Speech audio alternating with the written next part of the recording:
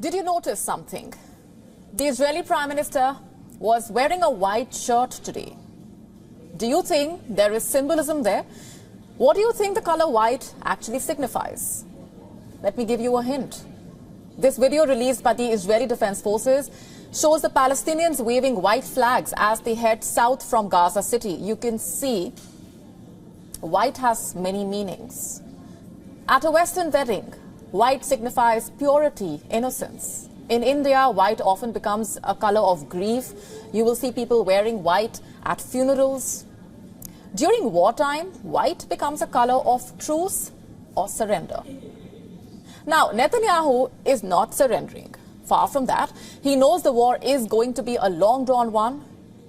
Israel, in fact, has said this repeatedly. But what Netanyahu has announced today is the possibility of a brief halt in the bombing. Like you heard, Netanyahu clearly said the halts should not be mistaken for ceasefire, but Israel will nonetheless be open to considering brief pauses in the firing, temporary truce, in other words. Netanyahu's white shirt is symbolic of this spirit. It's not like Netanyahu has not donned white all of this month. Of course he did, especially when meeting the foreign dignitaries, for instance. He wore white when meeting the Bulgarian Prime Minister or the US Secretary of State, Antony Blinken. But for the most part, in the last 30 days, we have seen Netanyahu wearing black. Black, again, is the color of grief in Israel. And a leader's choice of clothing during such times is not a mere coincidence. Colors are carefully picked to say what the leaders may not be able to. Take the Ukrainian President Volodymyr Zelensky, for example. Ever since the war broke out in Ukraine, we have seen Zelensky in olive green T-shirts. Sometimes he wears browns. And these are colors, remember, associated with the armed forces. And these T-shirts are Zelensky's way of reminding the world that his country is at war, and also extending his solidarity with the armed forces at home, because there are only so many times you can say these things in words. And that is where wartime leaders use wardrobe diplomacy. 30 days of bombing, 30 days of air raids. What's left of Gaza 1 month into this war? Not much.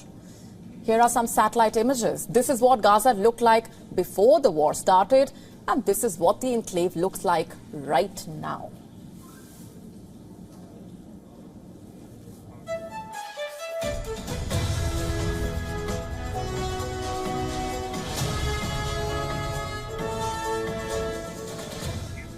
Before the war began, Gaza was home to over 2 million people. The enclave is, remember, sandwiched between Israel and the Mediterranean Sea. It is all of 41 kilometers long. The war has split the strip of land into two. There is North Gaza and the South. North is where Gaza City is. North is also where most of the bombing and the fighting has been concentrated. That's not to say that South is safe or has not been affected, because it has. And how? In the last 30 days, we have been showing you visuals of the bombing in Khan Yunis in south, also the Rafah border, Gaza's only crossing not controlled by Israel. Bombs have also hit refugee camps in the south. In fact, since we wrapped our show last night itself, at least 16 people have been killed in Rafah. There have been casualties in Khan Yunis as well. This resident in Khan Yunis saying that there is nothing left in Gaza, and he is waiting for death. We are tired. We are destroyed. People have been destroyed. Their lives are destroyed. Children are destroyed. Women and children died. All of them died. No one is left in Gaza. Is anyone left in Gaza? No one remains. Thank God we are safe. But I swear we are waiting the death. It will be better than living. We are waiting for death in each moment. It's a suspended death.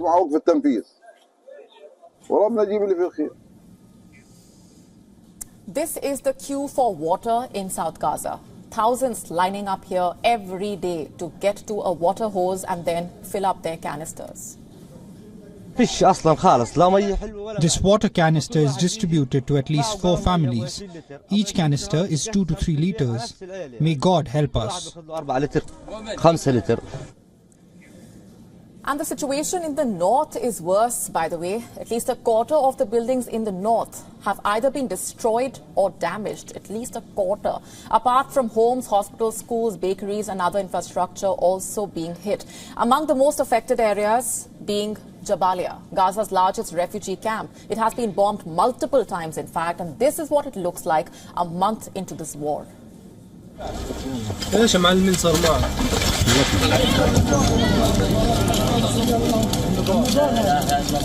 نحن الآن في منطقة الست. هذا المكان مكتظ بالسكان.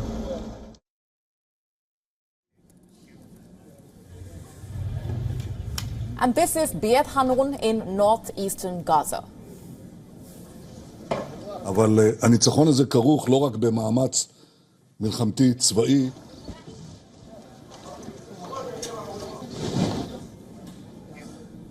The question is, what happens to these areas once the war is over? Netanyahu says Israel will assume overall security of Gaza, but what does that even mean? Will boots stay on the ground? Is that what Netanyahu is hinting at?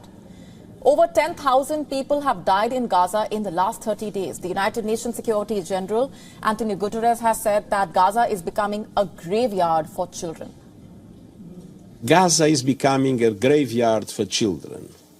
Hundreds of girls and boys are reportedly being killed or injured every day.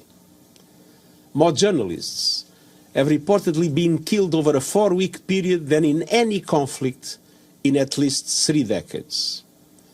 More United Nations aid workers have been killed than in any comparable period in the history of our organization.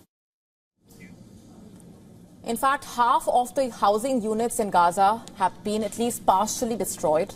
Within a month, Gaza has lost 61% of its jobs. 61%. That is according to the United Nations Labour Agency. The UN body has warned that the economic fallout of this war will be felt for, quote-unquote, many years to come. The job loss does not end at Gaza, by the way. The ILO estimating that West Bank also has lost 24% of its employment in a month. This is equal to some 208,000 jobs. The ILO saying, when combined, the job losses in Gaza and the West Bank amounting to a daily income loss of about $16 million. In Gaza, over 80% of the population already lives below the poverty line. What happens to them now? Seeing is not believing, at least not in this age of artificial intelligence. You could find your face plastered on a video, one you were never a part of. It could be any type of video, one that makes you uncomfortable. All of this courtesy deep fake technology. And of late, such morphed videos or images featuring Indian actresses are going viral. Actress Katrina Kaif is the latest victim. The trailer of her upcoming film, Tiger 3, just got released. And in one of the sequences, the actor was seen engaging in a fight wearing a towel. This is the original scene. Have a look.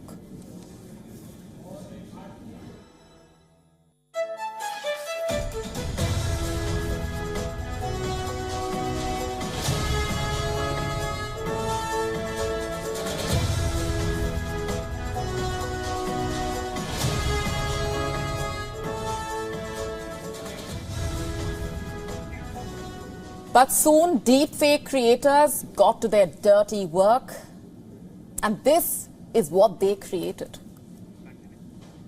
The actress went from being clad in a towel to wearing white lingerie. Here's how the two images actually compare. Have a look for yourselves. Scary, isn't it? And this is what deepfake technology can do. This is what artificial intelligence can do. The threat is as real as it gets. Earlier, actress Rashmika Mandanna also fell prey to this. A video featuring her entering an elevator wearing a black dress went viral. You may have already seen that clip. But guess what? This is not the actor at all. This video is actually a deep fake. Here's the original video. It was uploaded by a British Indian influencer named Zara Patel on her Instagram account. Now, both Mandana and Patel had nothing to do with this deep fake. The Indian actress took to the platform X to express her disappointment. She wrote, and I'm quoting, "Something like this is honestly extremely scary, not only for me, but also for each one of us, who today is vulnerable to so much harm because of how technology is being misused." Influencer Zara Patel also shared via social media that she was deeply disturbed and upset by what was happening. The video has amassed millions of views by now. It has been flagged by top actors, union ministers, and fact-check journalists. Bollywood megastar Amitabh Bachchan reposted the video on the platform X. He called for legal action against it. The union minister, Rajiv Chandrasekhar, also issued a stern warning on the platform.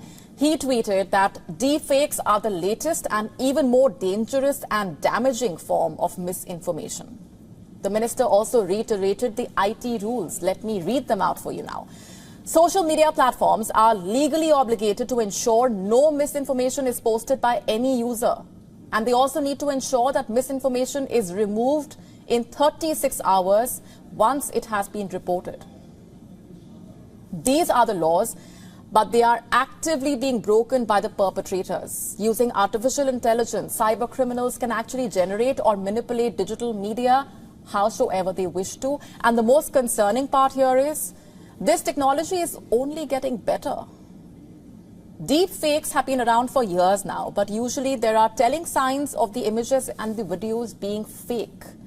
Users can generally tell there isn't something quite right. Take the example of this deepfake video of the Ukrainian president. In this deepfake, Volodymyr Zelensky appears to surrender to Russia. However, his oversized head and peculiar accent gives it all away. Unfortunately, as deepfake technology improves, these signs will become harder to detect. You saw the deepfake of the Indian actress Rashmika Mandana. It's scary how real it looked.